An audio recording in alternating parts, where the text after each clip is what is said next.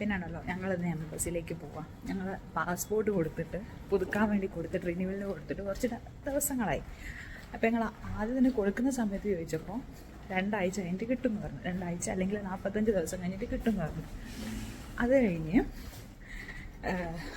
45 ദിവസം കഴിഞ്ഞിട്ട് ചെന്നവൻ പറഞ്ഞ് 60 ദിവസം ആവുന്നു.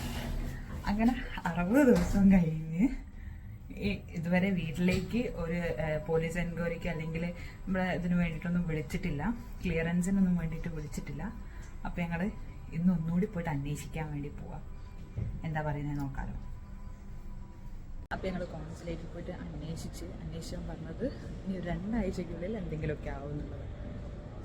ഇതിപ്പോൾ ഇങ്ങനെയാണ് കളിക്കുന്നത്. ഇപ്പോൾ കുറേ ആയി, പാസ്പോർട്ടും ഇല്ല, പാസ്പോർട്ട് ഓരോ കയ്യിലുള്ളത്, ഒരാണെങ്കിൽ പ്രത്യേകിച്ചൊന്നും പറയുന്നുമില്ല. ഇതാണിപ്പോൾ ഇവിടുത്തെ കഥ.